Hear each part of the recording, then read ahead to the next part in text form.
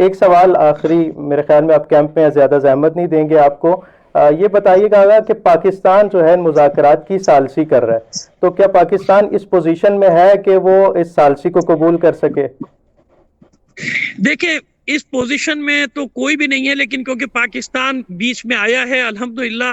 یہ اپنی طرف سے پوری کوشش کر رہے ہیں، یہ اس وقت تک کوشش کر رہے ہیں۔ اب صبح کیا ہونا ہے وہ تو آپ جانتے ہیں، میں نے بتا دیا کہ ایک طرف شیطان بزرگ ہے، ان کے دماغوں میں کیا چل رہا ہے آپ کو یاد ہے کہ پہلے بھی اس کی مذاکرات کی ٹیبل سے یہ مذاکرات ہو رہے تھے عمان میں، اور انہوں نے اٹیک کیا تھا، تو ان کے دماغوں میں کیا شیطانی چالیں چل رہی ہیں وہ اپنی جگہ پر ہے، اس کے بارے میں تو وہ ظاہر ہے کہ اللہ جانتا ہے، لیکن پھر وہی بات ہے کہ یہ حجت تمام ہو رہی ہے، اگر کوئی اچھی صورتحال نکلتی ہے تو دنیا کے سامنے آ جائے گی، لیکن اسرائیل کے موجود ہوتے ہوئے یہ اسرائیل ایسا ناسور ہے کہ اس کی موجودگی میں دنیا میں آپ بھول جائیں کہ کبھی امن ہوگا،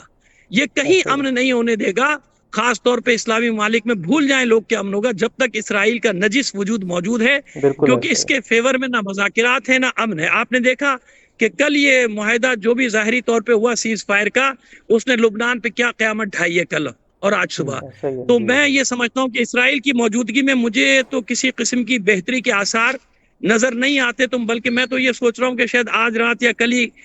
صورتحال کچھ اور بھی چینج ہو سکتی ہے، ہم تو ذہنی طور پہ تیار رہتے ہیں ہر چیز کے لیے، اللہ کرے کہ بہتر ہو، اللہ کرے بہتر ہو، لیکن بہرحال میں نے آپ کو اصل پرابلم بتا دی کہ اصل پرابلم جو ہے وہ اسرائیل کا وجود ہے، جب تک ہاں اسرائیل معذرت، ہے آپ امن و امان کو بھول جائیے، دنیا میں کہیں بھی امن و امان نہیں رہے گا اس کے اچھا وجود کی وجہ سے۔